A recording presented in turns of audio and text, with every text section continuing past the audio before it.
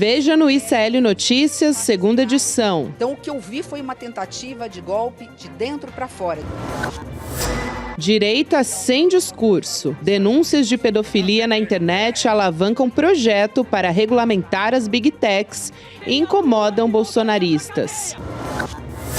Lei Magnitsky vale no Brasil? Sol apresenta projeto que impede que contas sejam bloqueadas sem o aval das autoridades brasileiras. BRICS mais fortes do que Donald Trump. Xi Jinping liga para Lula e diz que Brasil e China podem ser exemplo de autossuficiência do sul global. O ICL Notícias, segunda edição, está no ar.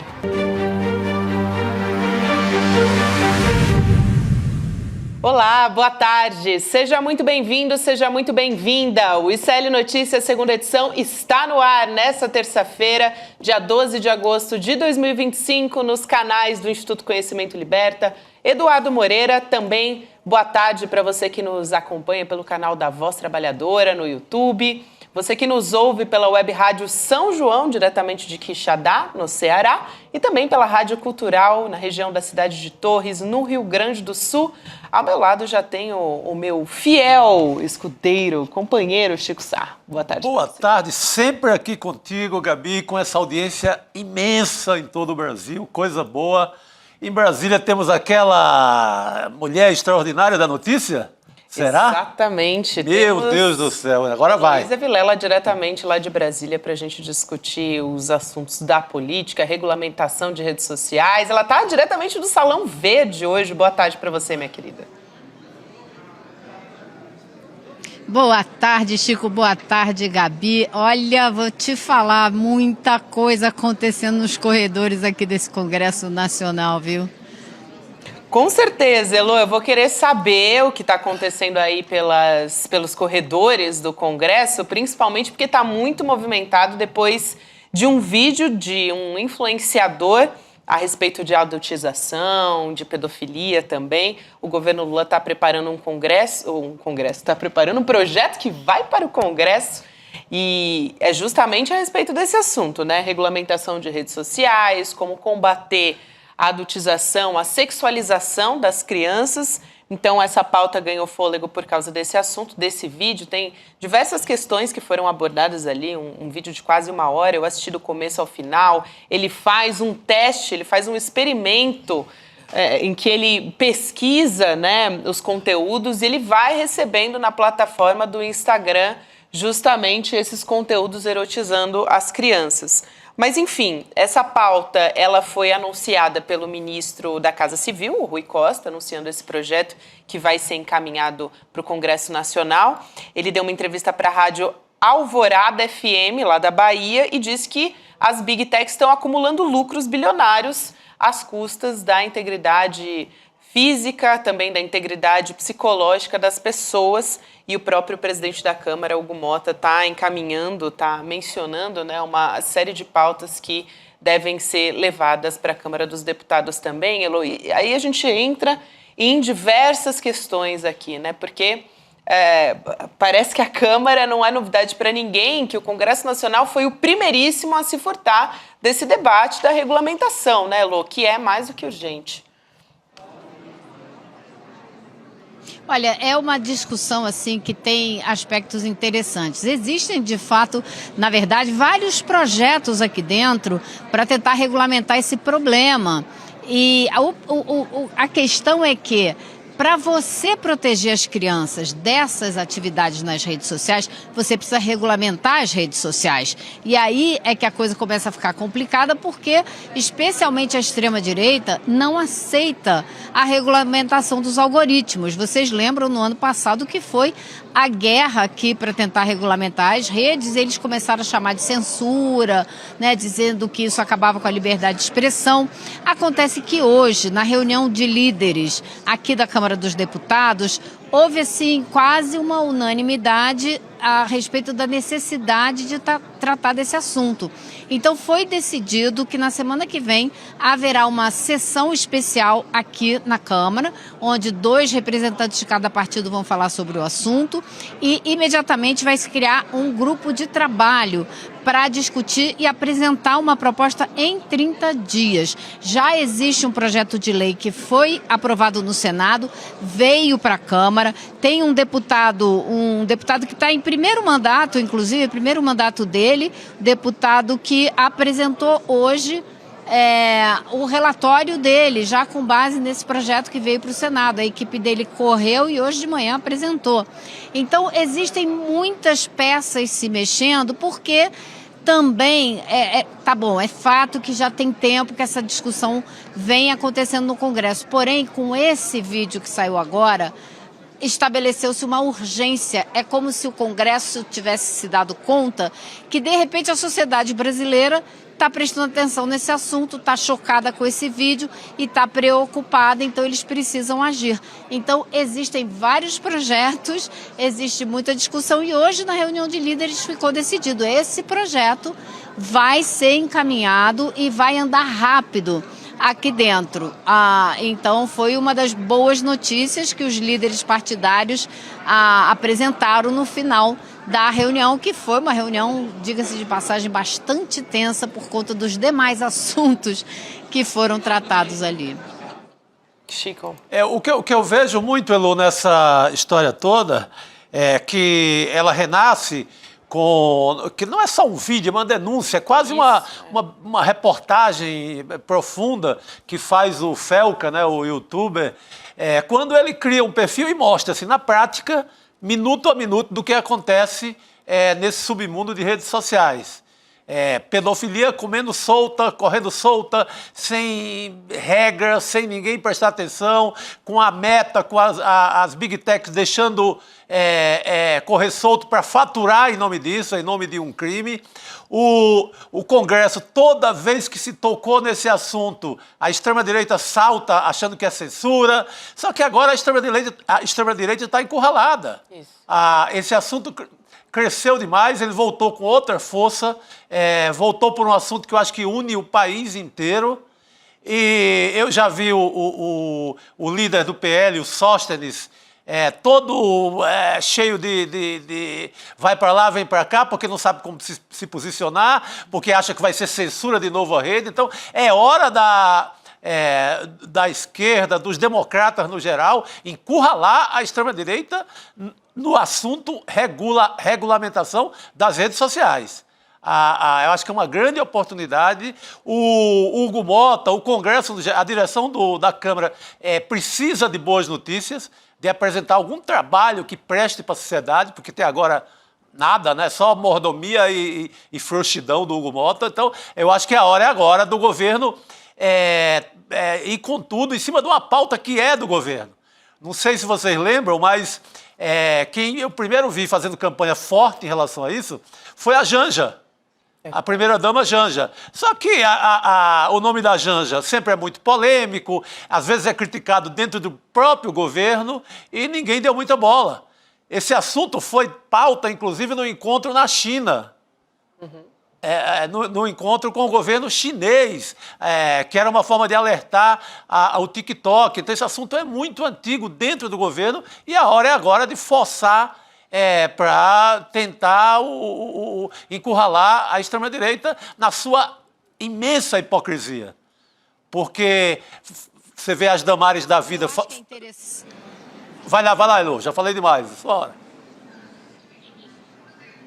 Não, é que eu só ia dizer que eu acho interessante que isso é um passo importante também para discutir de uma maneira mais ampla, né, os malefícios dos algoritmos. Sim. Se você consegue fazer um debate com a sociedade mostrando que é crime permitir que esses algoritmos empurrem as meninas de 10, 12, 14 anos, né, para se para situações de exploração, de superexposição e etc., você consegue mostrar que existem esses algoritmos e que eles são programados para fazer isso.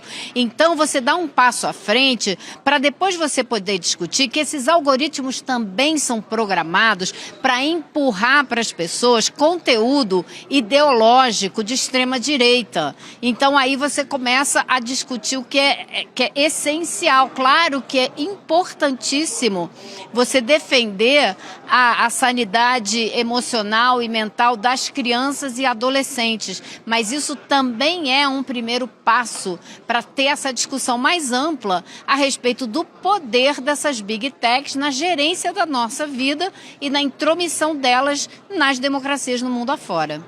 Elô, super importante isso que você levanta, né, sobre como funciona esse algoritmo, que é justamente o teste que eles põem. Ele faz esse experimento mostrando que a rede social, ali o Instagram, está entregando conteúdo para quem consome pedofilia. Então é muito fácil de você descobrir como é que esse mecanismo funciona, né? Porque o Instagram vai te entregando conforme você consome, perdão. Aliás, eu fiz uma anotação aqui que eu acho que vale a pena trazer, Elô, que foi publicado lá na Folha de São Paulo, um estudo ali de uma movimentação nas redes sociais da Palver, que monitora a plataforma de conversa, WhatsApp, diversos grupos, né? E eles levantaram que 39% dessas discussões nas redes sociais partiram de grupos alinhados à direita, né, à extrema-direita. E aí uma parte está falando de valor, né, de costumes, essa pauta de costumes, enfim, e a outra questionando se eventualmente seriam vídeos de censura. Então já estão enquadrando esse vídeo do Felca em censura por querer falar de regulamentação das redes. Então não existe um interesse da direita e da extrema-direita de forma alguma de querer falar sobre esse debate, porque tem alguns políticos da extrema-direita que são oportunistas e agora estão querendo dizer que vão levantar projeto, né, que querem falar a respeito disso, que querem proteger as crianças. Não tem como falar de uma coisa sem falar da outra. Então, achei importante trazer esses dados aqui. E também outra coisa que chama muito a atenção é como essa discussão superou aquela do Pix que foi capitaneada pelo Nicolas Ferreira, que furou bolha e chegou em um monte de gente. Esse vídeo furou muitas bolhas, né, Elô? É importante falar sobre isso também. Você imagina pelo Brasil afora as famílias brasileiras ouvindo falar disso? Hoje a ministra Simone Tebet esteve aqui numa audiência pública no Senado e ela estava falando sobre isso. Quantas famílias, citou ela própria como exemplo, minhas filhas já eram um pouquinho mais velhas, então já tinham discernimento, mas se deram conta do tipo de conteúdo que estava sendo enviado para elas e que elas não queriam. Mas quantos e quantos e quantos pais e mães pelo Brasil inteiro não fazem a menor ideia do que os filhos estão recebendo pela internet, né? Então isso é assustador, porque não existe nenhuma curadoria, nenhum cuidado, nenhuma seleção. É assim, os pedófilos enchem as redes, vão consumindo isso vai sendo empurrado para cada vez mais gente, e aí vai havendo a exploração das crianças. Enfim, é uma bola de neve gigantesca que a população, 99,9% da população, não tem a menor compreensão de como isso funciona. Então, acho que esse debate pode ser muito importante para esclarecer a população o que são essas mídias sociais, como elas funcionam, como elas estão entrando dentro das nossas casas e mudando muita coisa que a gente talvez não quisesse que mudasse, né? Então, acho que é um debate importantíssimo, uma oportunidade única. Daí que eu falo, Elô, da importância do campo progressista, tentar tornar isso o mais pedagógico possível e mostrar quem quer resolver isso e quem não quer. Isso. Porque você pega o que eu vi de pronunciamento da extrema-direita até agora, eles vão até num ponto, aí eles param, a partir daí é censura. Então, é testar essa gente, testar a hipocrisia desses pastores, por exemplo. Isso. O próprio Sócrates Cavalcante disse isso, né? Que o partido não vai apoiar projeto que identifiquem censura. E aí, o que é censura na concepção? O que é censura? Então, é melhor deixar as famílias, as crianças desprotegidas? Não são vocês que protegem, né? Dizem que são a favor da família, da pátria, etc. A favor da família não são porque não querem um projeto desse até o fim. A favor da pátria não são porque estão lá de traíra em Washington, tentando ferrar a economia do Brasil. Então, é hora de mostrar, com mais força ainda, a hipocrisia dessa gente. Uma oportunidade de ouro para o governo.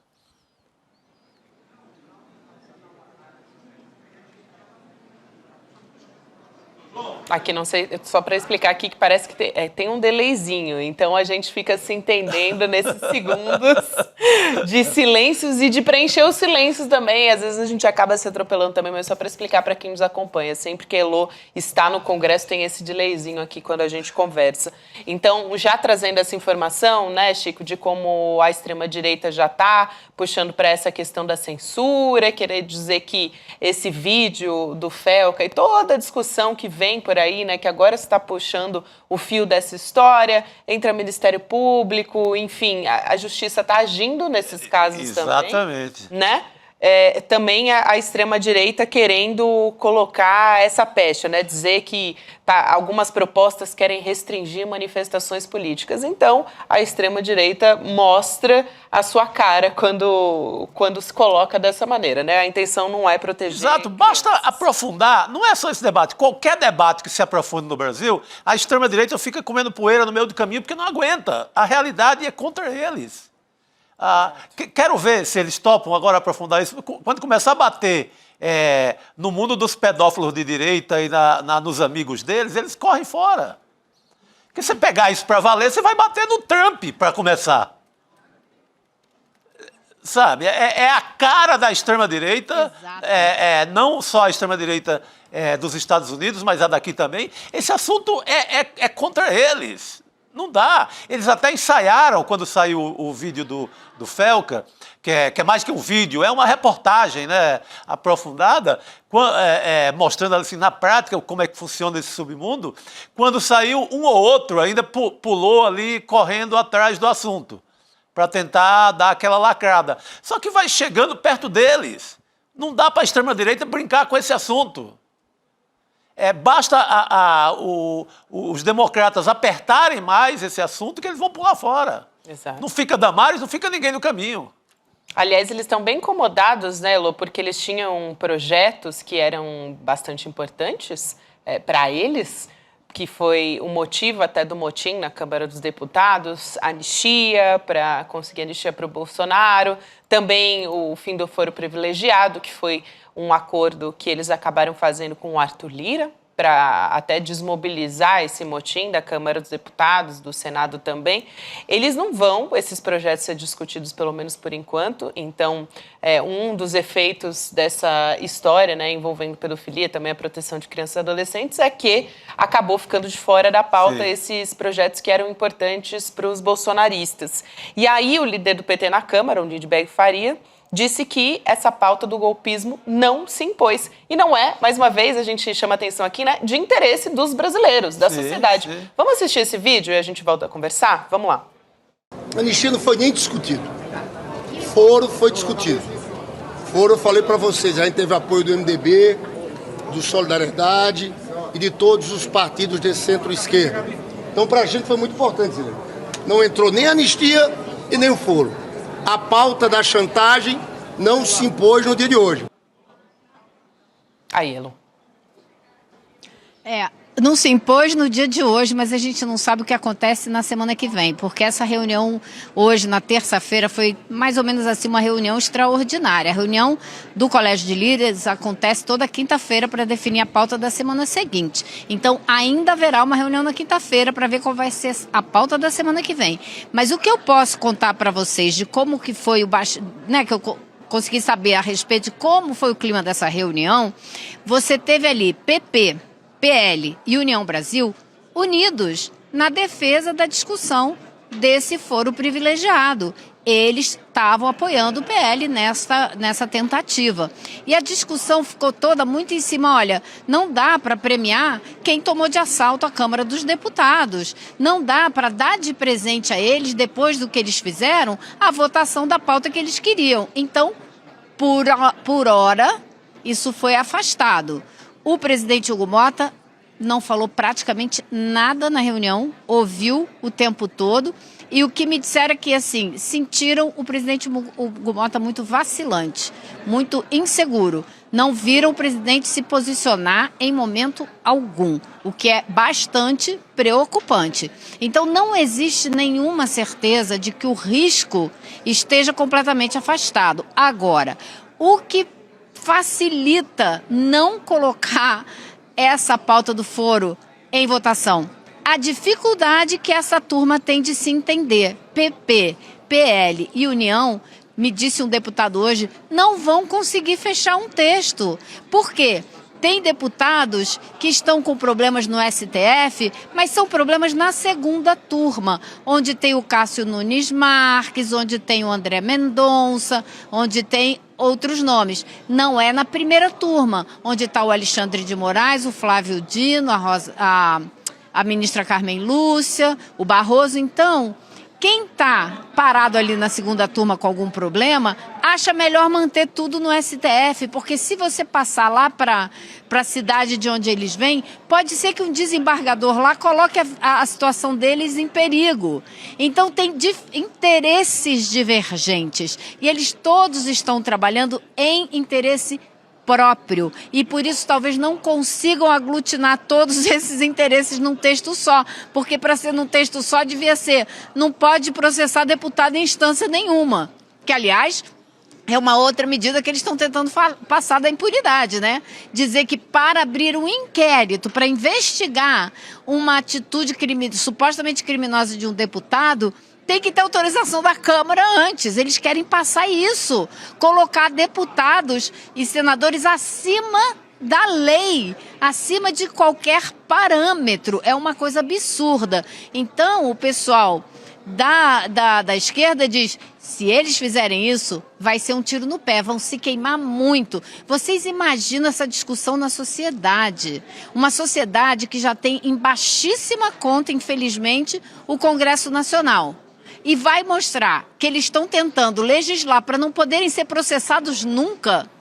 Imagina o que vai ser, os memes que vão aparecer. Então, é uma pauta assim, complicada que não está totalmente afastada, não mesmo, mas que tem difícil resolução por causa dos interesses. Aliás, eu tenho reparado, estava comentando com o Chico Sá também, Elô, como os ministros e também os deputados da base, eles estão bem alinhados no discurso e nessa avaliação que eu acho muito certeira, a gente já falou sobre isso aqui no ICL também, sobre como o que aconteceu na semana passada, aquele motim, o sequestro, né, da mesa diretora da Câmara e do Senado, são uma continuidade do golpe do 8 de janeiro. A Simone Tebet, a ministra, também seguiu essa mesma linha do discurso. Ela participou de uma audiência pública no Senado, por isso que ela falou a respeito disso, e ela deu uma declaração também falando no final, ali na saída da audiência, falando sobre os grupos extremistas que estão tentando enfraquecer as instituições para impor suas pautas e tal, que justamente essas pautas, né, a anistia, o fim do foro privilegiado. Então a gente tem essa fala da ministra Simone Tebet e vamos assistir. O golpe não é mais um golpe que se faz com armas, né? Um golpe hoje se faz fragilizando as instituições. 8 de janeiro, depois desse episódio da semana passada, para mim, 8 de janeiro não acabou. Então, o que eu vi foi uma tentativa de golpe de dentro para fora. De novo, não é um golpe onde vai paralisar as instituições, mas é um golpe onde quer se enfraquecer as instituições para se colocar pautas específicas de interesses muito específicos que não necessariamente são de interesse do povo brasileiro. Corretíssima, ministra, nesse sentido. Exatamente, Simone Tebet, eu acho que ela... Eu acho, Chico, que ela está coberta de razão, porque... E vou além. Eu conversei com alguns deputados aqui hoje no Congresso, o pessoal mais progressista, que está preocupadíssimo com o que a gente viu aqui na semana passada. E como esses deputados não foram sumariamente punidos, o Hugo Mota decidiu mandar para a Corregedoria, que terá, acho que uma semana para apresentar um relatório, 45 dias para finalizar o processo, ou seja, jogou lá para frente uma decisão qualquer de punição. Esses deputados estão aí, já estão dizendo hoje que vão criar uma obstrução aqui nos trabalhos. Vão esperar dessa vez, vão esperar abrirem os trabalhos para depois fazer um processo de obstrução. Ou seja, enquanto você não pune, não afasta, não dá uma cartada mais séria, eles vão continuar com essas manobras. E eu ouvi gente aqui dentro falando, assim, colocando o que está acontecendo aqui num contexto histórico, das histórias de intervenção dos Estados Unidos, não só na América Latina, como no mundo inteiro. E descrevendo o que está acontecendo aqui como um processo que é gerenciado lá da Casa Branca, através da relação do Eduardo Bolsonaro com a Casa Branca, nessa dobradinha, para solapar a nossa democracia. Então, o que eu ouvi aqui de mais de uma pessoa hoje, a gente ainda está sob ataque, existe um golpe em andamento, foi debelado o da semana passada, isso não quer dizer que o perigo passou, e é isso que eu acho o mais preocupante, que a gente tem que ficar mais atento, porque essa é a mesma impressão que eu tenho. Existe um trabalho em andamento para desgastar as instituições brasileiras.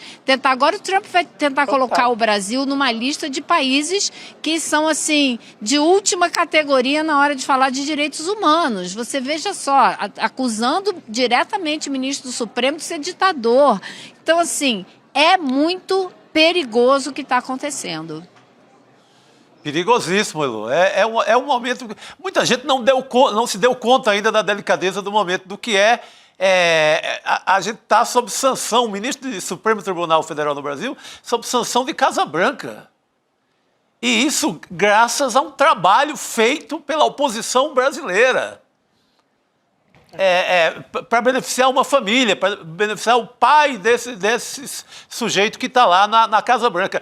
Esse crime que o Eduardo Bolsonaro está cometendo contra o Brasil, isso dá pena de morte se fosse nos Estados Unidos. Não é qualquer crime que ele está cometendo. E está rolando mais uma semana e nada contra esse rapaz. É um momento gravíssimo, é 8 de janeiro em continuidade e é o tempo inteiro. Esse ataque, com algum eco também ainda na mídia, esse ataque tem, Elu. Eu vejo muitos colegas vacilantes, assim, em programas de TV, no jornalismo no geral, em relação a esse assunto. Sim. Esse assunto não é para ter discordância. Já vacilamos no passado e veja onde deu, né? Nossa, a gente já vacilou demais, sabe? E para deixar isso acontecer e ter dúvidas sobre isso, achar que uma coisa democrática... Aí te digo mais, Chico. Por favor, Elo. Não, sem chance. E eu acho até, Chico, que não tenho a menor dúvida que o governo do Donald Trump tentaria algo de qualquer maneira, mesmo se Eduardo Bolsonaro não estivesse nos Estados Unidos. Sim. O que está em jogo para ele é muito, né? É muito grande. Hoje a gente teve uma sessão, está rolando ainda uma audiência pública aqui com o ministro Fernando Haddad, na qual o deputado Rogério Correia foi lá apresentar a ele uma proposta para que crie uma empresa brasileira para exploração de minerais raros, para impedir que isso vá parar na mão, né, dos Estados Unidos, de empresas de outros países, porque é uma das coisas principais em que eles estão de olho.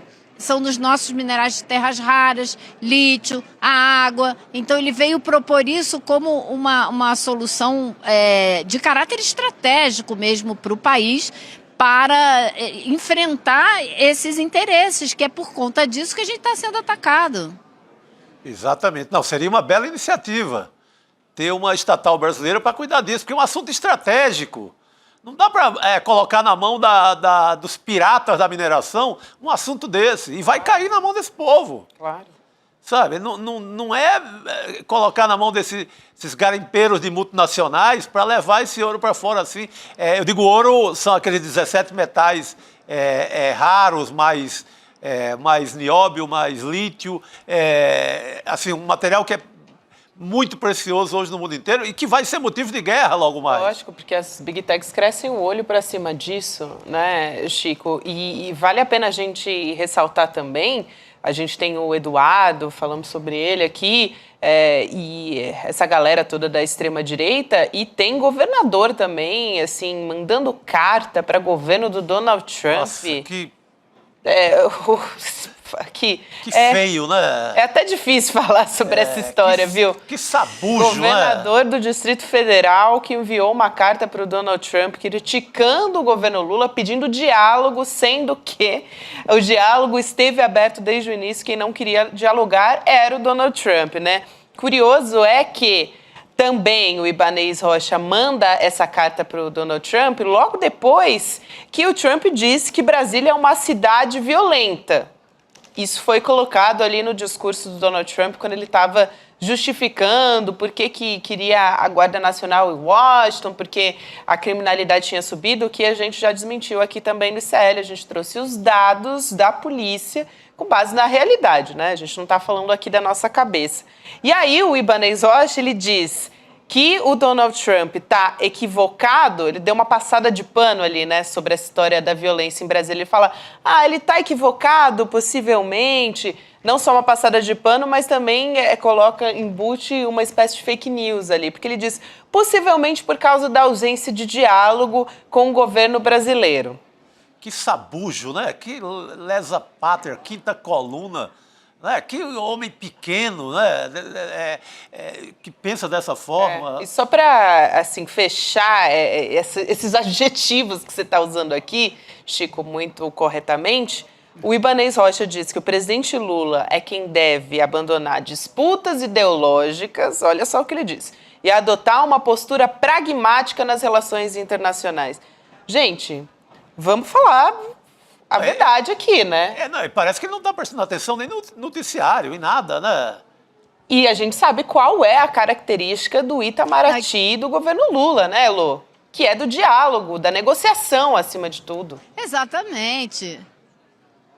Nossa, mas não tem governo que preze mais pelo diálogo do que esse governo do presidente Lula, né? E o Itamaraty no seu histórico de vida inteira. Então, essa carta do Ibanez veio depois de uma reunião que ele fez aqui em Brasília com outros governadores de direita ou de extrema direita. Então, ele reuniu o Caiado, o Castro lá do Rio, o Tarcísio aí de São Paulo, um grupinho seleto, que são governadores que se recusaram a participar de uma reunião com o presidente Lula, que convocou todos, queria trazer todos os governadores para ver exatamente onde que esse tarifaço vai afetar em cada estado. O governo fez um levantamento muito detalhado de setor e empresa de cada setor, como cada um pode ser afetado para definir os planos de contingência, de como defender essas empresas para que elas não demitam, para que elas não fechem. É um plano que deve ser anunciado amanhã. Hoje a ministra Tebet até deu algumas ideias, as linhas gerais desse plano. Então o governo está fazendo todo esse trabalho de proteção, né, das empresas, da economia, e esses governadores simplesmente se recusaram a ir a essa reunião. Então fizeram ali um encontrinho dos governadores de extrema-direita para depois escrever uma carta ridícula, nojenta dessa, para usar uma situação que afeta a população brasileira inteira para tentar criticar o presidente Lula e se colocar à disposição do presidente que está tentando mais arrebentar com a nossa economia, que é o Donald Trump. Vamos lembrar, né, Chico, Elô, o Tarcísio foi publicamente aplaudir o Donald Trump quando ele anunciou as taxações contra o Brasil. Sim, então é disso que a gente está falando. Aplaudiu, colocou boné e até hoje, até esse momento, a não ser que agora, há 2 minutos atrás, ele tenha gravado algum vídeo, alguma coisa, mas até esse momento, ele foi incapaz de fazer uma defesa do produtor brasileiro, do agronegócio do Brasil, nem dos amigos dele ele fez defesa em relação à economia brasileira. Ele não fez uma defesa de São Paulo, ele está deixando a economia de São Paulo ir para o ralo nos produtos que são exportados, sob esse tarifaço, sem defesa alguma do governador, que é, na teoria, o que comanda a economia mais forte do país. Que o Zema, né, aquele abestado lá de Minas Gerais, tem aquele papel de fragilidade dele, de falta de inteligência, tudo bem. Bom, mas o Tarcísio se diz candidato, se diz favorito da Faria Lima para disputar com o Lula. Esse homem não diz um ai sobre o tarifaço. Continua de boné do Trump, submisso. E vai ter um almoço, um jantar esse fim de semana em São Paulo com a Faria Lima, justamente, para sei lá o que eles vão conversar com o Tarcísio, né? Mas é o candidato deles. Então eles vão se encontrar aí no fim de semana em São Paulo. Apesar dele estar demonstrando todo esse desinteresse pelo futuro do Brasil, né? Não tem interesse nenhum, pelo visto. Nenhum. Um homem que não se pronuncia num momento desse vai falar quando? Exato. Elô, obrigada por hoje. Sempre bom ter você com a gente, minha querida. Bom trabalho por aí em Brasília. Obrigada, pessoal. Até amanhã. Boa noite, querida. Valeu. Vamos chamar Rodrigo Viana aqui para a nossa Opa! mesa redonda, já chegando com notícias urgentes. Não é isso mesmo, Rodrigo? Boa noite para você. Boa noite. Vocês já estavam tratando das notícias mais urgentes, né? Mas a gente tem aí comunicados urgentes também para a nossa comunidade. Comunicados para a Opa! nossa comunidade, exatamente, que vai poder ter um encontro marcado com a gente, presencialmente, em São Paulo, no Despertar 2025, né? Porque vai abrir a venda de ingressos para o Despertar, onde a gente vai ter diversas trocas no dia 19 e 20 de setembro, no Espaço Vibra de São Paulo, que é uma das maiores casas de shows aqui do nosso país. E a gente tem o grupo do Zap para dar desconto para as pessoas também, né? Para a nossa comunidade.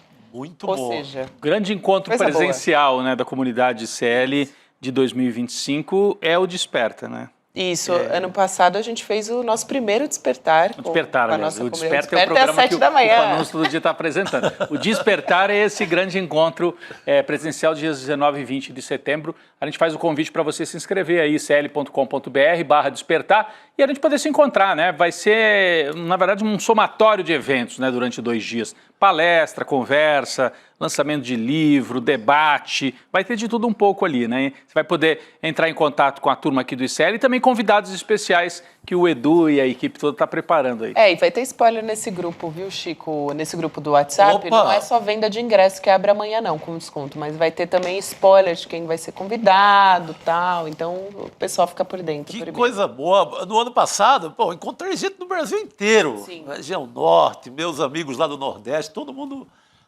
junto. Aliás, ontem... Um grande encontro. Não, ontem eu ia dizer que teve uma espectadora, enfim, uma pessoa que é membro da comunidade do ICL, veio bater aqui na porta do ICL para conversar com Anastácia. a gente. Anastácia. Verdade, Xará abraço pra da mulher Anastácia. do Dominguinhos, Anastácia. Ela é da Paraíba, e veio visitar aqui a sede do ICL. Aliás, ela é da cidade do Hugo Mota, ela disse. Ela é da cidade do Hugo Mota. Exatamente. Mas o importante é que mostra como as pessoas... Ela falou, estou indo visitar São Paulo, quero conhecer a sede do ICL, né? Aí... isso mostra como as pessoas gostam disso, desse contato, e a gente também gosta, né, do contato pessoal, saber ouvir, escutar a voz. É diferente do contato, obviamente, aqui pela internet. E o Despertar é o lugar ideal para a gente Pra fazer isso. esse encontro, né, com as pessoas. Essa é a grande hora. É o momento da gente ter a troca e tudo mais. Então, ano passado a gente conheceu um monte de gente, conversou com muita gente. Muito legal. Foi uma troca muito boa, muito gostosa com a comunidade, então corre lá para garantir o seu E acabou no maior samba no palco. lugar. Eu Nossa, vi. essa parte é verdade. Bem lembrado, Chico. Bem lembrado, foi muito bom. Festa linda. Então, convite para todo mundo participar. A gente tem um trechinho, um gostinho do que foi o ano passado. Vamos assistir. O único jeito da gente verdadeiramente libertar seria oferecendo para o Brasil inteiro a possibilidade de estudar com as mentes mais brilhantes e críticas do mundo. Porque o jornalismo é um espaço privilegiado na luta pela justiça. Porque a justiça é filha da verdade e a busca da verdade é a principal função da nossa profissão.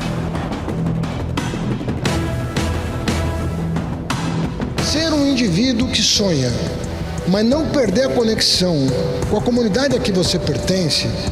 Esse é o segredo, na minha opinião, do sucesso do país.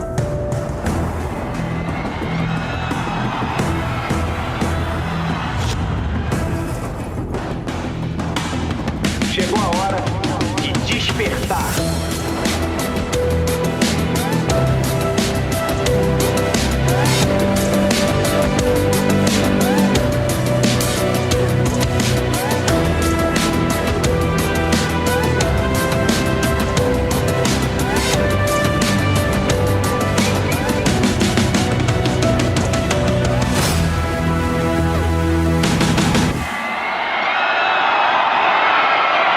Só o conhecimento liberta. Muito bem, esse ano a gente vai ter a segunda edição do nosso Despertar 2025, uma chance da gente ter essa troca com a comunidade ICL aqui em São Paulo, para todo mundo se planejar, hein, gente? Dá tempo. Vamos seguir aqui falando sobre... Agora há pouco a gente comentava sobre Donald Trump e sobre essas medidas de taxação e também retaliação contra o Brasil. Ontem a gente também trouxe informação aqui no ICL que o Trump apresentou um plano para diminuir a criminalidade, supostamente, em Washington, D.C., a capital. E ele disse que a ideia era tornar Washington a capital mais bonita do mundo. Ele usou essa expressão para falar sobre Sorocaba, isso. né? Que fala, Sorocaba. que fala que a cidade é muito provinciano isso, né? É pequeno. É pro ruim, cara, né? Realmente. Mas Eu acho acho que mais bonita do que... Enfim, tem tanta cidade bonita aí pelo mundo, né? é um pouco da tônica ali. O isso. pensamento acho que está correndo assim, ó, os dois a 200 km por hora, um pelo do lado do amor outro. de Deus. Agora, ele também falou outras coisas, assim, bastante absurdas, né? Chico e Rodrigo também. Disse que as pessoas em situação de rua tinham que deixar a cidade imediatamente. E aí o Trump também falou que vai enviar centenas de soldados da Guarda Nacional para o município. Então, vou ler um trecho aqui da fala do Donald Trump numa coletiva de imprensa lá na Casa Branca, falando a respeito disso. Abre aspas. Estou lançando a Guarda Nacional para ajudar aqui em Washington e restabelecer a ordem do direito de segurança pública. E eles serão permitidos a fazer o seu trabalho corretamente, fecha aspas. Só lembrando que ele já fez isso em Los Angeles anteriormente para responder aos protestos contra a imigração, que estavam muito fortes, as pessoas protestando, se manifestando, né? Um direito das pessoas, até porque a gente sabe qual tem sido a política, o contrário disso, né? A ausência de política para a imigração de Donald Trump. E ele também disse, o Donald Trump, abertamente que quer assumir o controle da polícia. Está dando todos os sinais disso, mas agora falando abertamente sobre isso. Vou pedir para a nossa produção também separar daqui a pouquinho aqueles dados que a gente usou ontem para mostrar como esse discurso do Donald Trump de que aumentou a violência, isso não se sustenta. A gente tem visto o contrário. Os dados mostram que a criminalidade está caindo. Então, Donald Trump não está usando, não sei o que ele está usando para fazer essa afirmação. A gente vai chamar também o professor James Green, cientista político, para conversar aqui com a gente e ajudar a entender esse cenário. Professor, boa noite. Boa noite. Professor, enquanto a gente separa esses dados sobre a queda da criminalidade, já dá para adiantar, a gente pode colocar aqui na tela, já separamos, a nossa equipe muito rápida aqui no gatilho, a gente coloca aqui na tela esses dados de crimes violentos, e aí a gente diz respeito a crimes, por exemplo, homicídios, abusos sexuais, enfim, assaltos, todos esses estão computados nesses dados que são do Departamento de Polícia Metropolitana. Então, mostrando uma queda, principalmente a partir de 2023 e 2025, uma queda assim, que continua. Então, não faz sentido o Donald Trump fazer essa justificativa. Qual que é a intenção real do Donald Trump com isso, professor? São vários motivos para ele estar fazendo isso. Primeiro, porque ele não sabe falar a verdade, está sempre mentindo, inventando estatísticos, que convém a ele. Vocês vão lembrar que durante a campanha eleitoral ele pegou essas histórias que os haitianos indocumentados no país estavam comendo gatos e cachorros, e isso era uma maneira de mobilizar um medo que as pessoas têm sobre a violência urbana nos Estados Unidos. Considerando que Washington é uma cidade que a sua maioria são negros, E há uma noção entre muitos americanos que os negros são perigosos, são criminosos, são pessoas ameaçadoras. Então, ele utiliza esse racismo embutido na cultura americana para criar e mobilizar a sua base, mais uma vez, como ele mobilizou a base contra os indocumentados, dizendo que todos eles eram assassinos e violadores. Então, ele está fazendo isso por vários motivos. Entre eles, eu acho, para desviar a questão mais importante, a crise mais importante no Partido Republicano é sobre os arquivos de Epstein. Eu acho que assim, é um movimento também perigoso, né? Se a gente acompanha ao longo da história, eu me lembro da frase cruzar o Rubicão, né? Que é quando Júlio César resolveu levar as tropas para dentro de Roma, né? Essa expressão que a gente ouve muitas vezes. Então, é uma maneira de mostrar poder e de usar o medo da violência. A gente conhece isso muito bem aqui na América Latina, mas nos Estados Unidos tem algum precedente, Green, que você lembre, alguma coisa parecida com esse ato que o Donald Trump está fazendo agora, de colocar as tropas da Guarda Nacional, não é o Exército, mas é a Guarda Nacional, são tropas federais, portanto, dentro de Washington. Tem algum precedente na história dos Estados Unidos? Tem sim, só para esclarecer, os guardas nacionais são, na verdade, guardas estaduais, que estão sob controle do Estado, então é indiretamente federal, não é uma entidade federal. Mas o governo federal tem o direito de mobilizar, consultando com os governadores dos estados. No caso de Washington, D.C., não é um estado, é uma entidade que em 73 conseguiu certa independência, mas é sob controle do Congresso. Então, nesse sentido, a Guarda Nacional de Washington é federal, enquanto a Guarda Nacional do vizinho de Washington, de Maryland e Virgínia são controladas pelos governadores dos estados. Lembramos que Trump recusou chamar a Guarda Nacional quando havia invasão do Capitólio, dia 6 de janeiro de 23, ou seja, ele não quis mobilizar porque ele estava querendo que os seus apoiadores invadissem o Capitólio e fazer essa invasão. Agora, em outros momentos históricos, por exemplo, em 68, quando Martin Luther King foi assassinado, houve levantes nacionais em todas as cidades principais onde tinha uma comunidade negra grande, as pessoas se levantaram, destruíram casas, houve incêndios, então chamaram a Guarda Nacional de cada estado para manter a ordem. Isso é diferente porque ele está fazendo isso quando não há crise, não há uma mobilização, não há um levante. Havia certas coisas que aconteceu a semana passada, retrasado, de pessoas assassinadas, entre eles uma pessoa que trabalhava com Elon Musk e foi brutalmente atacado, mas ele está usando isso como pretexto. E ele está querendo mostrar sua força, seu poder e, eu acho, indiretamente, preparar para um possível golpe de Estado em 28.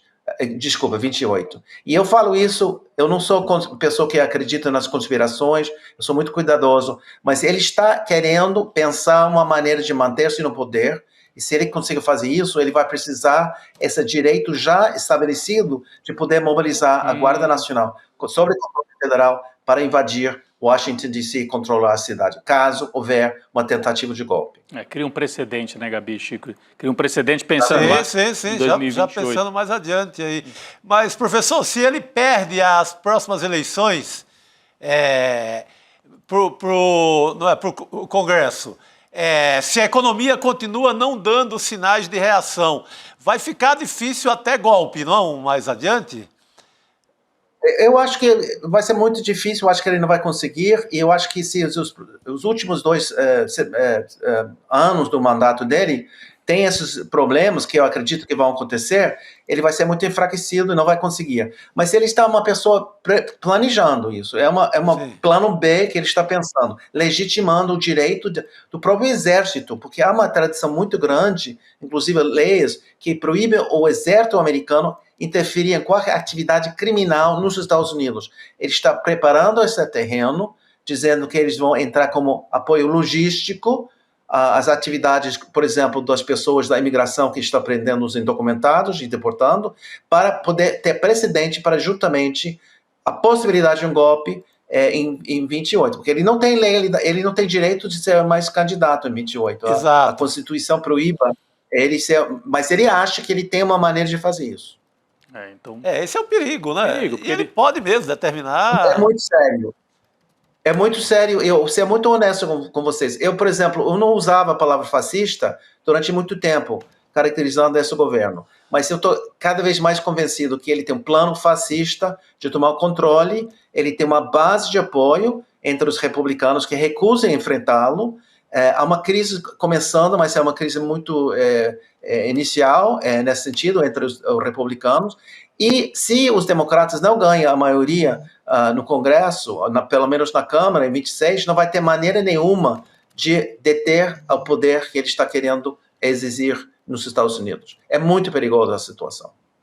Professor, eu queria aproveitar a sua presença aqui para trazer uma pesquisa da Ipsos-IPEC, que foi divulgada hoje, que diz respeito ao tarifaço do Donald Trump, mostrando que 49% dos brasileiros defendem que o Brasil deve responder a esse tarifaço do Trump aplicando tarifas mais altas sobre os produtos estadunidenses. Então, aqui trazendo um primeiro recorte, só para a gente poder dar uma esmiuçada em cada um, tem um trecho que a pesquisa também pergunta o motivo do tarifaço de Trump ao Brasil. A maioria dessas pessoas acreditando que foi por uma questão política. Então, 75% acha que é uma questão política, acham, melhor dizendo, e 12% acreditam que é uma questão comercial. Para fechar esse bloco também do tarifaço, o levantamento também pergunta como fica a imagem do Trump depois do tarifaço. Achei essa bastante interessante, porque a maioria acredita que permanece a mesma de antes, só que tem uma porcentagem bastante significativa que não dá para desprezar, acreditando que mudou para pior. Então, a imagem do Trump, 51% acreditam que permanece a mesma, 38% acham que mudou para pior. Então, eu queria entender um pouco... com o seu auxílio, professor, a imagem do Donald Trump, como fica a partir do olhar dos brasileiros, né? Porque muita gente, então, dizendo que o Brasil deve responder. Aí a gente pode, claro, entrar em questões diplomáticas aqui. Muita gente diz que responder com taxas mais altas não é a melhor alternativa e tal. Mas isso reflete o sentimento das pessoas, da sociedade em relação a isso. E acho que também fala sobre a soberania, né? Esse sentimento também coletivo dos brasileiros. Então, tem dois elementos. Primeiro, a maioria dos americanos estão contra a política de tarifas de Trump. 54%, 55% está contra. E eles ainda não sentiram dores quando eles vão ter que aumentar o custo de café. Eu acho que vai ser $1 a mais daqui a pouco, quando começa os resultados das tarifas entrar em vigor nos Estados Unidos. Então, existe um sentimento contra os americanos no Brasil, que é totalmente justificativo. Eu acho que Trump está querendo esse enfrentamento com o Brasil. Fica evidente da maneira que eles não querem negociar com o governo de Lula, porque eles acham, erradamente, eles acham que isso vai enfraquecer o governo de Lula, vai enfraquecer as possibilidades de ele ser reeleito e abre as possibilidades ou de um bolsonarista ou outra pessoa entrar no poder em 2026. Então, eu acho que o Brasil vai sofrer muito mais, Trump vai ser muito duro com o Brasil para provocar uma situação de desgaste do governo e criar justificativa para setores da sociedade brasileira de dizer que Lula não se dá conta, então é necessário outro candidato para resolver essa questão. É uma outra estratégia de derrubar o governo de Lula em 26. Não, você vê agora nessa conversa do Trump com a China, uma das primeiras coisas, dos primeiros pedidos assim, mais destacados, foi que a China parasse de comprar soja do Brasil e comprasse mais dos Estados Unidos. No que o Lula liga para o Xi Jinping, e também um dos primeiros assuntos foi esse, a garantia de compra de produtos do agronegócio brasileiro. Isso. O horror é que o agronegócio brasileiro não se dá conta e retribui em apoio ao governo. Mas isso que o professor está falando é muito na prática, é enfraquecer o Brasil nos negócios assim de imediato. O esforço é muito grande. É um esforço grande. Quando a gente olha aqui para o mapa político, né, da América Latina, professor James Green, a gente vai ter eleição agora no Chile, né? Na Bolívia. Na Bolívia, a direita é favorita para ganhar. Os dois candidatos estão na frente nas pesquisas, os dois da direita, até por brigas internas ali na turma do Evo Morales. No Chile, tem um candidato de extremíssima direita, o Cast, né? Com K, que é defensor do Pinochet, né? Uma linha também extremista. Colômbia tem eleição no ano que vem.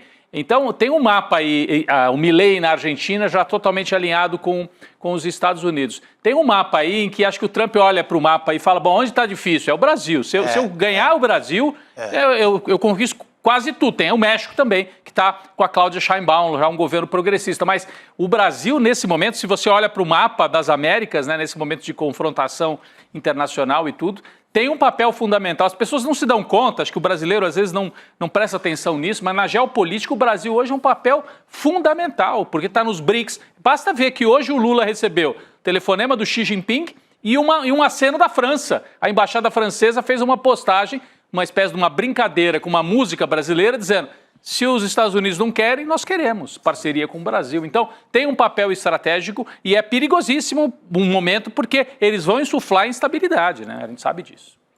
E as eleições de 26 no Brasil, em outubro, e em novembro para a Câmara de Deputados, que é mais provável que os democratas ganham, é crucial. Por isso também Trump está fazendo outra coisa muito ruim. Ele está querendo tentar manipular os distritos para a eleição dos deputados, para aumentar o número de distritos onde os republicanos têm possibilidade de ganhar as eleições.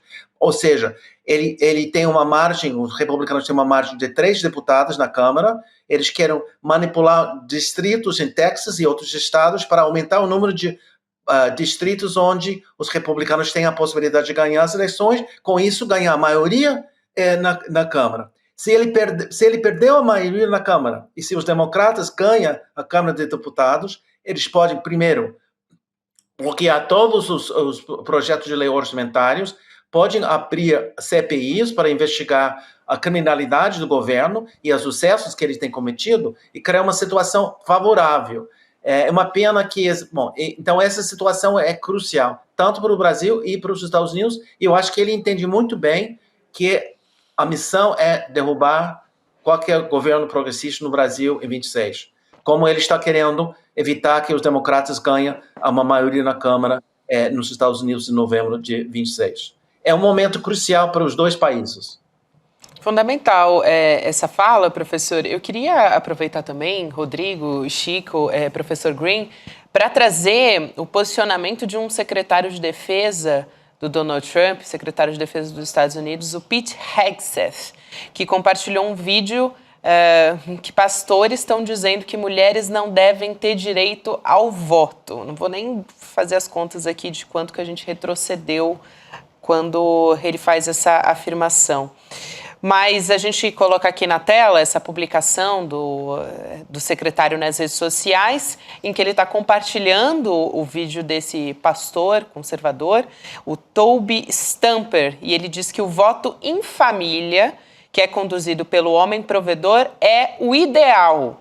E nesse mesmo material tem um outro pastor que aparece, que é o Doug Wilson, defendendo a escravidão e dizendo que havia afeição mútua, entre aspas, foi uma fala dele, entre escravos, escravizados, né, no caso, e senhores. Então, o governo confirma que esse secretário do Trump é membro de uma igreja ligado a um desses pastores, o que fala sobre os escravizados, o Doug Wilson, e esse pastor, inclusive, já esteve antes no Pentágono para fazer culto durante o expediente.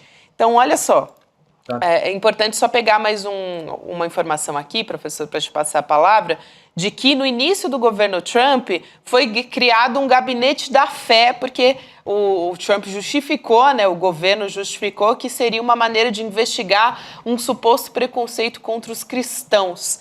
Então, é disso que a gente está falando em 2025, de um secretário do governo dos Estados Unidos, Donald Trump, compartilhando e falando um absurdo desses, né?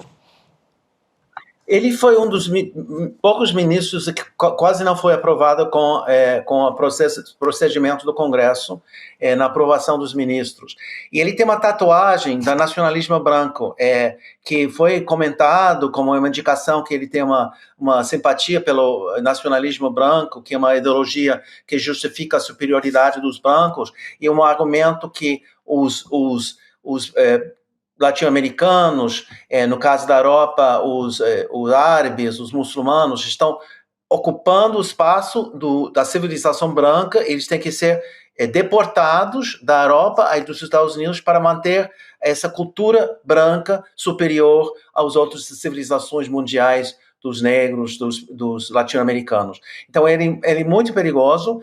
Donald Trump faz isso porque ele, primeiro, ele mesmo é racista, a sua família é racista, ele inclusive que ele foi processado por discriminação a pessoas que ocupavam uns prédios que ele era dono desse prédio nos anos 70. Ele tem feito outras atividades e indicações do seu racismo, e uma das questões que ele está fazendo nesse momento é incentivando a base racista evangélica branca para unir-se com esse governo e defender esse governo. Justamente nesse momento, quando um setor da extrema-direita está questionando o Donald Trump pela questão da crise do Epstein e os arquivos e acusações de que Trump estava talvez consciente do envolvimento do pedofilia, não consigo falar a palavra, e essa crise que está acontecendo com o Epstein e o Partido Republicano nesse momento. Ou seja, ele está querendo realmente mobilizar esses sectores conservadores nesse momento para apoiar ele quando ele está na defensiva. Professor, é sempre um prazer receber o senhor aqui com a gente e sempre trazendo um olhar completamente novo a essas questões. Muito obrigada, professor James Green. Um abraço grande e até uma próxima. Muito obrigado. Muito obrigado. Obrigado. Falando a respeito disso, né, de trazer um olhar novo, de conversas que são importantes, a gente tem o Precisamos Conversar hoje, 19h. Tem diversos temas que são bastante importantes, um deles terapia artificial, então falando sobre saúde mental e também inteligência artificial, porque mais de 12 milhões de brasileiros assumiram o ChatGPT como terapeuta. Meu Deus. Esse é um dos temas que... Meu Deus, não, meu IA, né? Meu IA. Meu IA.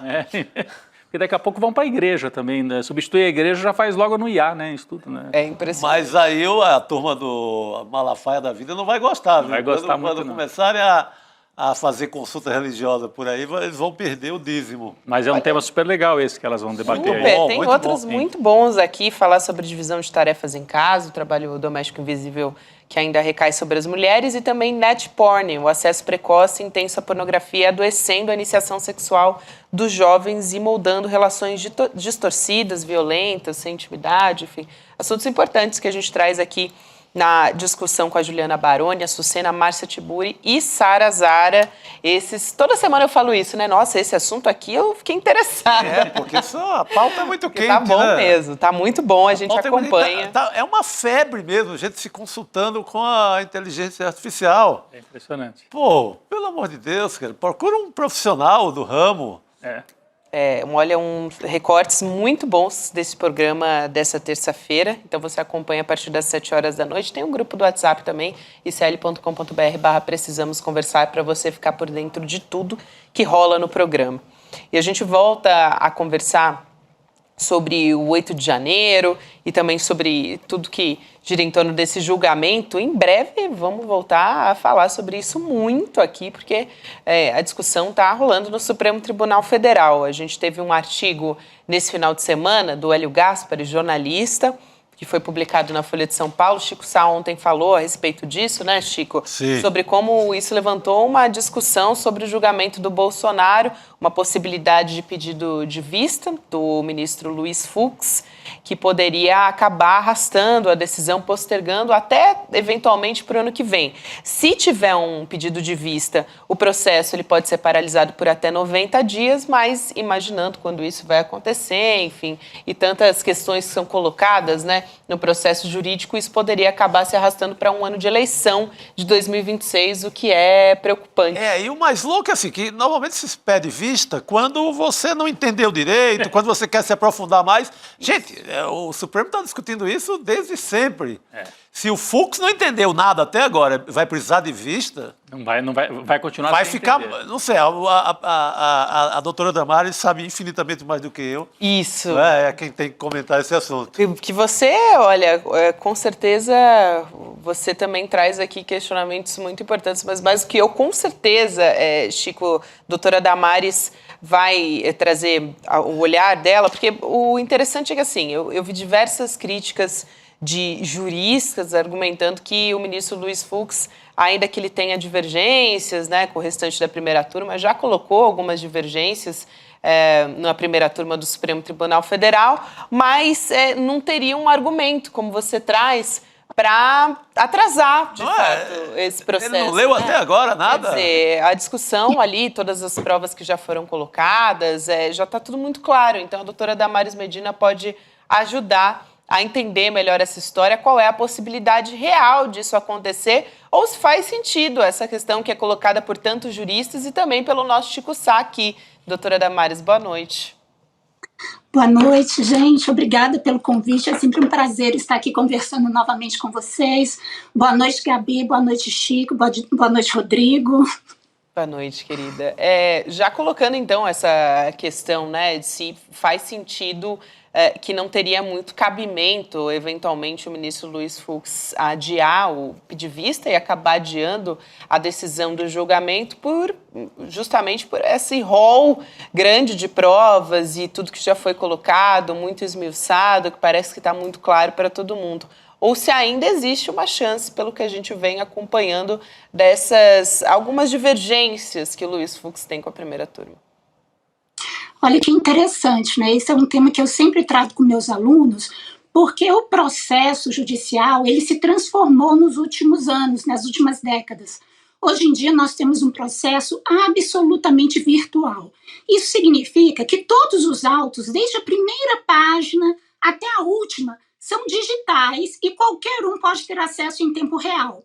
Só que antigamente o processo era físico. O processo era impresso. E o que acontecia? Nesses autos impressos de volumes, imagina só, eu acho que esse da Ação Penal 2668 tem mais de 1000 páginas, né?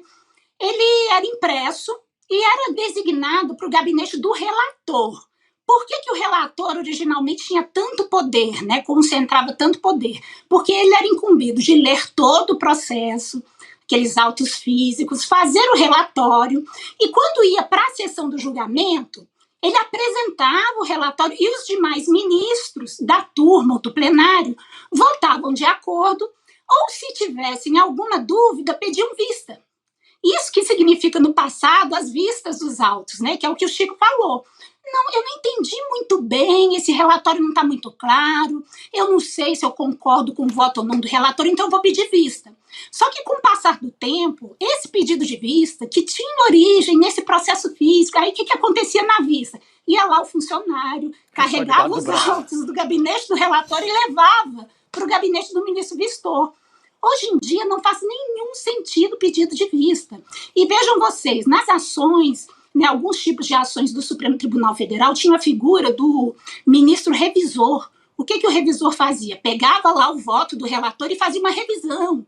Hoje, o regimento interno do Supremo Tribunal Federal, por uma iniciativa do próprio ministro Luiz Roberto Barroso, extinguiu a figura do revisor sob o argumento de que, no processo digital, não faz mais sentido o ministro revisor.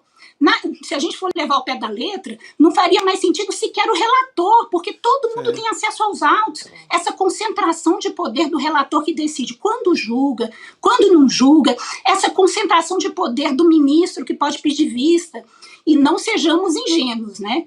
em toda a história do Supremo Tribunal Federal, o pedido de vista, que é uma prerrogativa do ministro, serviu como manipulação do tempo de julgamento. Nós temos ações diretas de inconstitucionalidade que demoraram 10 anos em pedido de vista.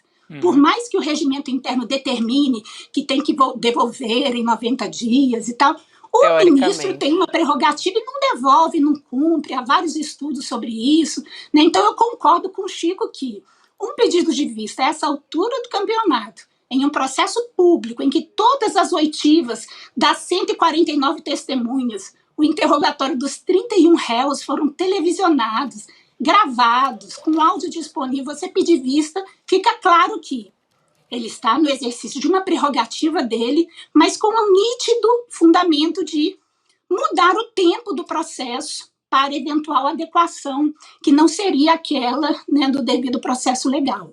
Seria parecido com o que, assim, com o que se faz no Congresso, né? E a gente viu os bolsonaristas fazendo agora o que eles chamaram de obstrução. Mas, que não era, né? Que não era uma obstrução, e nesse caso era uma ocupação, era, enfim, era um sequestro, mas no Congresso, né, a oposição usa esses instrumentos regimentais para atrasar votações, para paralisar, às vezes ganhar tempo, e às vezes consegue, ganhando tempo, reverter um quadro que parecia de derrota. Então, no caso do Supremo, né, pedir vistas tem um pouco esse papel. Mas eu queria só trazer uma discussão rapidamente, eu sei que não é muito o campo da professora Damares, que é mais análise técnica e jurídica.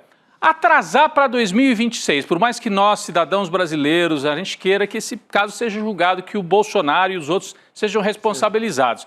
Mas atrasar para 2026 complica principalmente a vida da direita, politicamente. Muito, complica politicamente demais. falando, aí eu não estou falando da parte jurídica. Complica demais. Complica demais, porque tudo que a direita tradicional, a chamada centro-direita ou a direita, que não é a família Bolsonaro necessariamente, né? Estou tirando a família Bolsonaro. A família Bolsonaro quer adiar.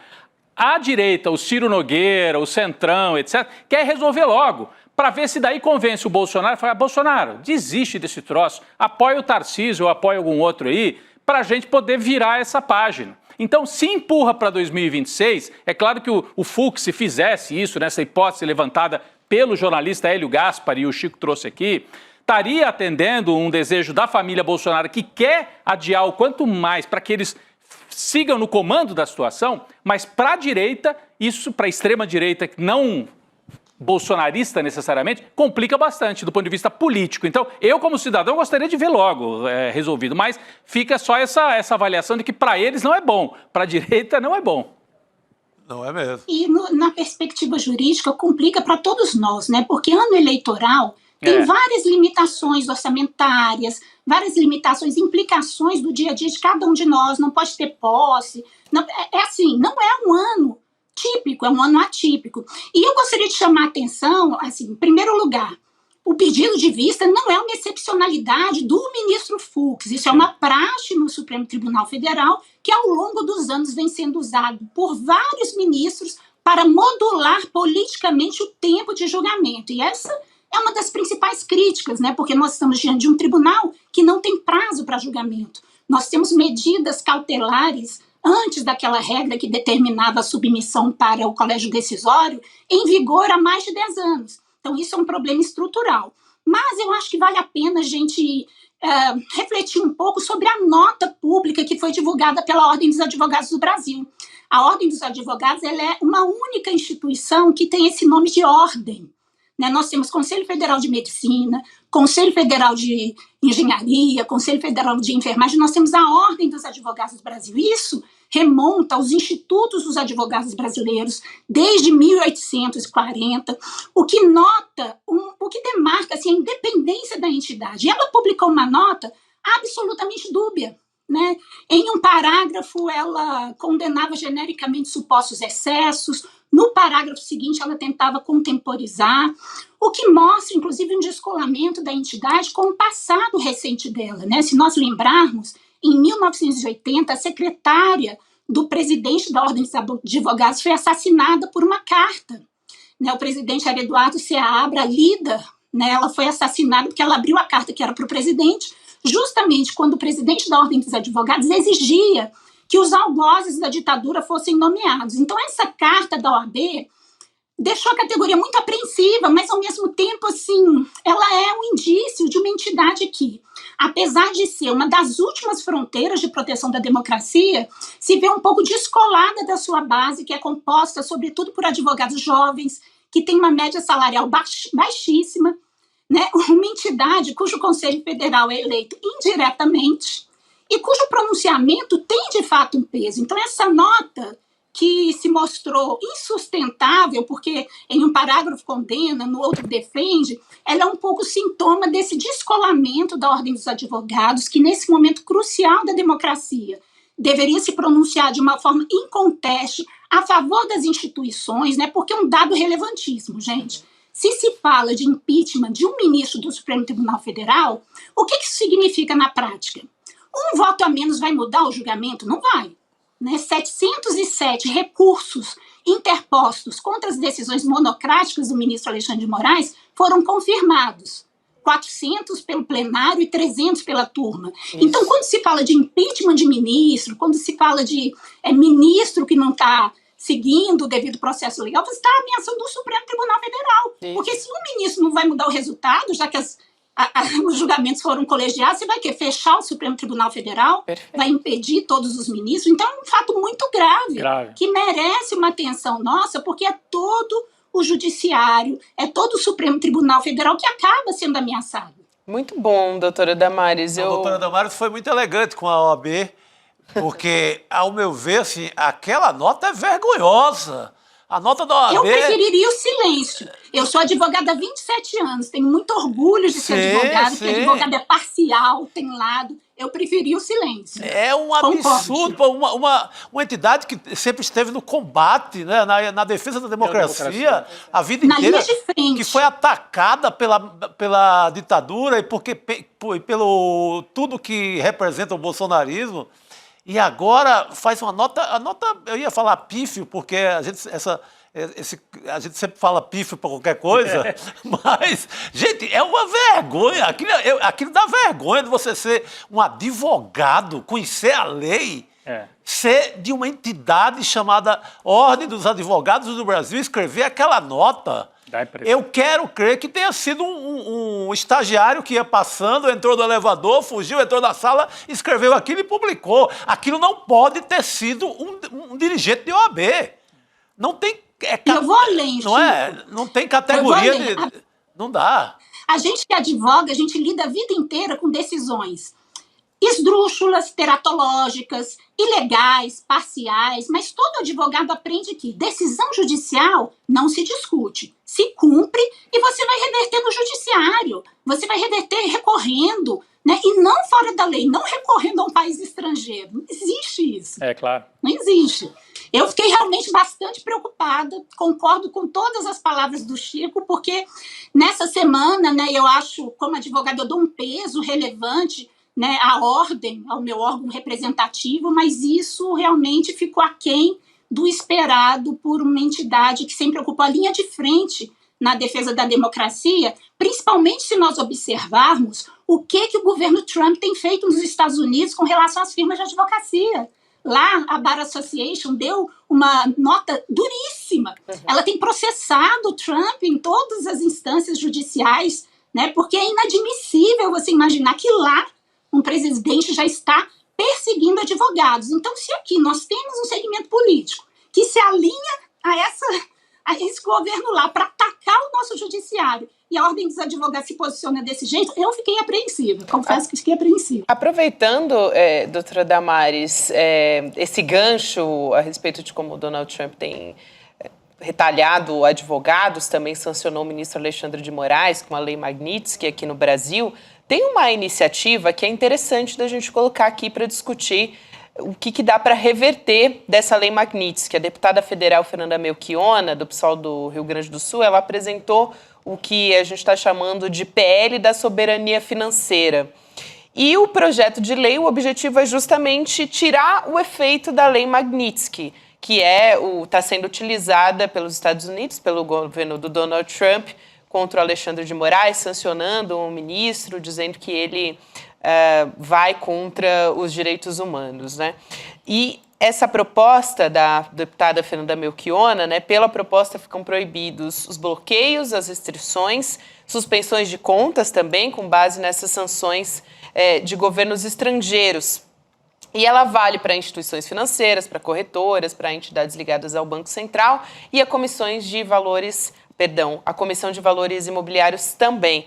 Aí eu te pergunto, isso dentro do território nacional, né? Eu te pergunto se pode realmente, avançando esse PL, eventualmente aprovado, se pode suspender ou se pode amenizar os efeitos da Lei Magnitsky contra o Alexandre de Moraes. Não, eu ia só completar que a doutora Damares falou da OAB, mas teve outra fala que eu considerei, acho que não foi tão vergonhosa como a nota da OAB, mas de um diretor de banco, diretor do Bradesco, que disse que o Bradesco, infelizmente, ou nem usou a palavra infelizmente, mas temos que cumprir, veio a decisão, nós vamos ter que cumprir a decisão de um outro país, né, bloqueando contas se necessário aqui no Brasil. Então, tem que ficar esclarecido isso. Quer dizer, o sistema financeiro é nacional ou não é nacional? Ele está sob a Constituição brasileira ou sob a lei lá de Washington, né? Então, acho que esse PL que a Gabi trouxe aqui, doutora Damares, apresentado pela deputada do PSOL, tem também esse caráter, né? Afinal, é soberania financeira. Os bancos são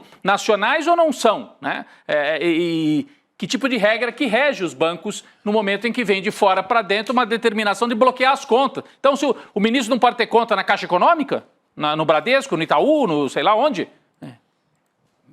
E é surreal, né, Rodrigo, Gabi, porque nós estamos falando de bancos públicos, né? Também. Banco do Brasil é um banco público, Caixa Econômica Federal é um banco público. E quando a gente estuda direito internacional, não existe esse cenário de uma lei de um outro país ter eficácia imediata no nosso. Né? Então fica muito evidente uma tática trumpista desde sempre do medo. É a tática da intimidação, e a imprensa tem um certo papel nisso, né, que reverbera essa informação.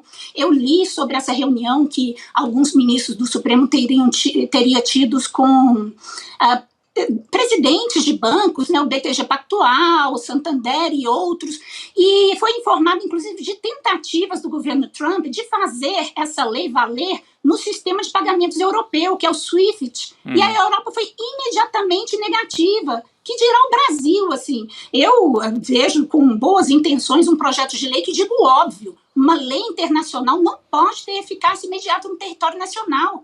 Não há de se imaginar que uma lei dos Estados... É a mesma coisa, imagine uma sentença, né, uma sentença estrangeira. Todo mundo vai entender. Se a gente tem uma sentença na Europa ou nos Estados Unidos, para ela ter eficácia no Brasil, ela tem que passar por um processo de recepção, ela tem que ser acolhida pelo judiciário brasileiro. A lei é a mesma coisa. O que eles podem fazer? Nos sistemas financeiros internacionalizados, que dependem dele, porque ninguém é uma bolha, né? Nós estamos falando de um mundo absolutamente conectado, globalizado, e aí fica o alerta da nossa infraestrutura digital, porque como vamos falar de soberania digital se nós não temos nossas plataformas próprias? Lá na China, por exemplo, quando a gente vai visitar o país, nenhuma dessas plataformas estadunidenses funciona, nenhuma. Todas são estatais. É claro que eu não estou usando a China como exemplo, vamos nos tornar um capitalismo de Estado, não se trata disso. Mas quando nós nos tornamos reféns de tecnologias, eu não vou nem falar internacionais, tecnologias dos Estados Unidos, nós temos que ter alternativas para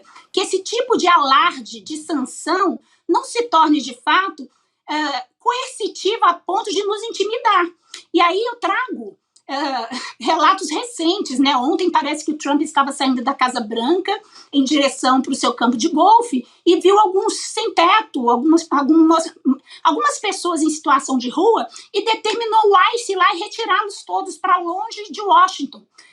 Editou um decreto falando que de agora em diante Washington estaria sobre a Guarda Nacional, coisas absolutamente inconstitucionais. E comparou, né, a justificativa desse decreto é porque a cidade estaria com índices de criminalidade muito altos, e aí usou como comparação Brasília, que nós sabemos tem um dos índices menores de criminalidade do Brasil. Então nós estamos lidando com uma realidade completamente descolada dos fatos da vida. Agora, parece que não adianta falar. As pessoas estão absolutamente assim, fechadas numa bolha e parece que inócuas aos fatos, porque por mais que a gente tente traçar esse cenário de analogia, não escuta, porque vejamos, os Estados Unidos sempre foi encarado como um exemplo de democracia, um exemplo de instituições consolidadas e fortes. Se em poucos meses desse governo Trump já está acontecendo esse derretimento das instituições democráticas, imaginem o que pode acontecer aqui no Brasil. Imaginem. É muito preocupante. Essa fala do diretor do Bradesco, que é o Marcelo Noronha, uma vergonha. Também. Ele estava doido para ser compincha dos Estados Unidos. Claro. Ele estava pedindo para atingir o judiciário brasileiro com essa lei. Mas ele quer operar sobre os juros brasileiros. Aqui ele quer, ele quer a taxa de juros daqui. Taxa de juros daqui, mas ano que vem é Aí ordem o Brasil é ótimo. Exatamente. Aí não vai cumprir juros Mas ele dos Estados estava Unidos, pedindo, é um pronunciamento avexado, precoce, Nossa. não é, que ele dá. Que absurdo. Falando em cupincha dos Estados Unidos, Chico, eu vou usar o mesmo termo que você aqui. Eu queria aproveitar esse minutinho final, doutora Damares, a gente não consegue se alongar muito, mas vale a pena trazer esse questionamento aqui sobre a atuação do Eduardo Bolsonaro nos Estados Unidos, que, enfim, dentre muitas coisas, resultaram numa ação ali do tarifaço, está abrindo um novo debate jurídico que acho que você pode nos ajudar a entender. Porque o PT pediu que o Eduardo Bolsonaro, deputado, seja enquadrado num crime que é previsto no artigo 141 do Código Penal Militar. Só que aí os juristas estão levantando que seria muito difícil enquadrar, porque o Eduardo não é militar. Então, vamos colocar aqui na tela o que mostra, né, o que diz esse artigo. Ele é policial federal, né? Ele é policial federal. Ele é policial federal, Antes ele trabalha na PF. Interessante. Ele deveria trabalhar, né? Ele nunca trabalhou, na verdade, mas deveria trabalhar na PF. O que diz esse artigo 141, né? Entrar em entendimento com um país estrangeiro ou organizar nele existente para gerar conflito ou divergência de caráter internacional entre Brasil e qualquer outro país. Aí tem algumas outras especificações também que são colocadas ali de outros parágrafos. Mas, no fim das contas, é possível ou não, doutora Damares, para a gente fechar aqui esse minuto final? Na minha avaliação, não. Na minha avaliação, não, porque não se enquadraria, é um crime típico, né? E o direito penal a gente tem que analisar de uma forma muito estrita, né? Então, não se enquadraria nesse artigo, mas eu acredito que o Código de Ética do Congresso Nacional, da Câmara dos Deputados, deveria ser aplicado de uma forma muito mais rigorosa, verdade. Porque se um militar trai a pátria, imagina um congressista, uma pessoa que recebe o mandato do povo para representá-los. Enfim. É muito louco esse caso, né? É porque a gente trabalha com a notícia, a gente mesmo banaliza. Mas, gente, imagina essa situação. O cara pago pelo governo, pelo Brasil, pelo tesouro, pelo dinheiro público do Brasil, para trair a economia brasileira. Contra o Brasil. É louco demais. A gente, Hugo Mota vai deixando, todo mundo vai deixando e, pelo amor de Deus. É isso. Poucos países do mundo têm uma elite uma parte dela pelo menos, né? Tão desvinculada dos interesses nacionais e vinculada aos interesses de fora como o Brasil. São poucos países do mundo que têm essa elite. Basta que hoje, nós em 10 minutos citamos 3 exemplos. A nota da OAB, a fala do sujeito do Bradesco e esse deputado traidor da pátria que está lá ainda com mandato tem o governador Ibanez Rocha também. O governador Ibanez, um pouquinho mais cedo. Então, o que não falta é vira-lata, com todo respeito aos vira-latas, que esses são legais, os cachorrinhos, não esses aí. Que é isso aí. Coitado, eles sofrem, Eles sofrem, porque toda hora é vira-lata e tal. O Nelson Rodrigues deixou essa pra gente, né? Doutora Damares Medina, sempre um prazer te receber aqui no ICL Notícias, querida. Um grande abraço e até a próxima. Obrigado, doutora. Um abraço, gente. Prazer é todo meu. Boa noite. Obrigado. Boa noite, querida. A gente vai ter Precisamos Conversar agora, Rodrigo, mas antes só queria trazer uma informação muito rápida aqui de que o ministro Alexandre de Moraes autorizou o Bolsonaro a deixar a prisão domiciliar na manhã de sábado para fazer exames. Então, era um pedido da defesa dele, tinha pedido com o argumento de que ele precisa passar por novos exames, ele tem toda essa condição de saúde, né? Ele está com sintoma de refluxo, crise de soluço e tal. Então, ele vai fazer coletas de exame nesse final de semana. Não, é maldade. Alguém soprou no seu ouvido não alguma foi. Eu fico coisa. imaginando o Bolsonaro soluçando dentro de casa o dia inteiro. Eu fico com essa cena me vem. Eu fiquei imaginando aquela velha piada quando alguém bota uma roupa mais arrumadinha e bonitinha. E aí, vai fazer exame de fezes? No caso dele é bem isso, né? E por aí vai. É a chance dele dar uma passeadinha no sábado e ir pro exame É de a fezes. ditadura, né? O que eles chamam de ditadura, tá deixando até fazer exame, né? Exame no Você sábado de é uma manhã. máquina. Esse É é uma máquina. Depois do Precisamos Conversar, a gente vai ter Espiritualidade na Ação também. A luta por justiça e espiritualidade com o Frei Davi, com a Thay Araújo e também o Chavoso da USP. Então a gente acompanha a partir de agora o Precisamos Conversar. Tem muita discussão importante, fica com a gente. E agora as meninas vão trazer essa próxima mesa redonda que vem na sequência do CL Notícias. Imperdível. Chico Sá, Rodrigo Viana, amanhã estaremos de volta. Boa noite a todos que nos acompanham. Tchau, gente.